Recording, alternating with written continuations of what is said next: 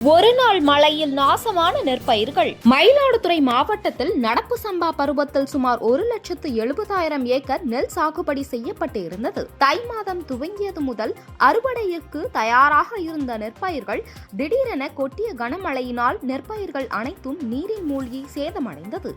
தண்ணீர் தேங்கி நின்றதால் நெற்பயிர்கள் அழுகியது. இதனை கண்ட விவசாயிகள் மனவேதனை அடைந்தனர். நீரில் மூழ்கி கிடக்கும் நெற்பயிர்களை பூம்புகார் தொகுதி சட்டமன்ற உறுப்பினர் நிவேதா முருகன் நேரில் பார்வையிட்டு இன்று ஆய்வு காலை மேற்கொண்டார். அவரிடம் அழுகிய நெற்பயிர்களை காண்பித்து விவசாயிகள் கண்ணீர் விட்டனர்.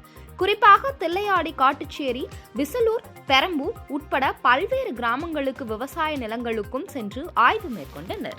மயிலாடுதுறை மாவட்டத்தில் பருவத்தை தாண்டி பெய்த 3 நாள் கனமழையில் அறுவடைக்கு தயாரான சுமார் மயிலாடுதுறை மாவட்டம் முழுவதும் 79,000 ஹெக்டேர் பரப்பளவில் விவசாயம் செய்யப்பட்டு அறுவடைக்கு தயாரான நிலையில்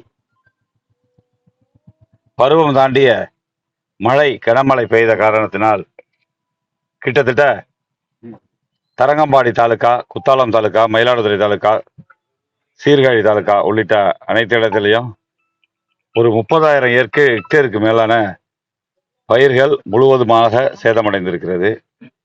மேலும் பல இடங்களில் அதிகமான சேதமடைந்திருக்கு. அதை விட ஒரு விஷயம் என்னன்னா, அனைவரும் அறுவடைக்கு தயாரான நேரத்தில் ஊடு பயிரான உளுந்து பயிர் விதைத்திருக்கிறாங்க. அதுவும் தண்ணியில மூழ்கி அப்படியே சேதமடைஞ்சிருக்கு. இது பார்க்கும்போது ரொம்ப கஷ்டமா தான் இருக்குது. மாண்புமிகு முதலமைச்சர், சிறப்பான ஆட்சி, மக்களுடைய முதல்வராக இருக்கிறவங்க இந்த செய்தியை கொண்டு போயிட்டு இருக்கோம்.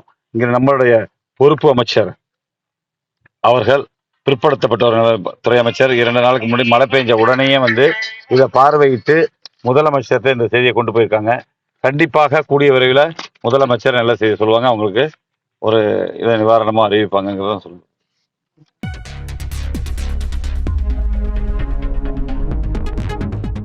செய்திகளை உடனுக்குடன் தெரிந்து கொள்ள வேதா நியூஸ் டைம் சேனலை சப்ஸ்கிரைப் பண்ணுங்க.